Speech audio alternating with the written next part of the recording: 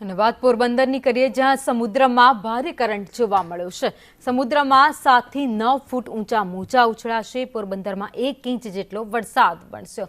પોરબંદરમાં મુખ્ય માર્ગો પર વરસાદી પાણી ભરાઈ ગયા। તો બરડા અને ગેડ પંથકમાં વરસાદથી ખેડૂતોમાં ખુશી જોવા મળી છે।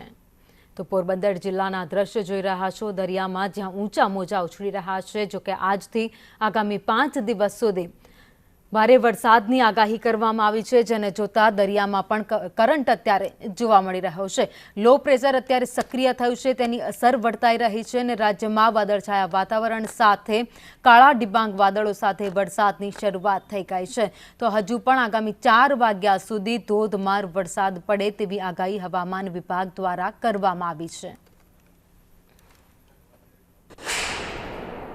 જિલ્લામાં પણ વરસાદ વરસવાનો શરૂ થઈ ગયો છે। પોરબંદર શહેરમાં હળવો ઇંચથી વધુ વરસાદ છે તે વરસી ચૂક્યો છે। હાલની આપ દ્રશ્ય જોઈ રહ્યા છો તો પોરબંદરની ચોપાટીમાં છે સમુદ્રમાં પણ ભારે કરંટ છે તે જોવા મળી રહ્યો છે। વાત કરીએ તો પોરબંદર શહેરમાં હળવા ઇંચ જેટલો વરસાદ વરસતા મુખ્ય માર્ગો પર વરસાદી પાણી છે તે ભરાઈ રહ્યા છે।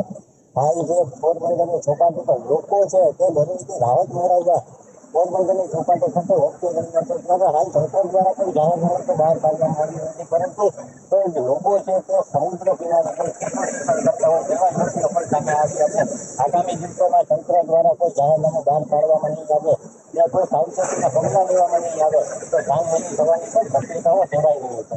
વિશે સંદેશ ન્યૂઝ પોરબંદર।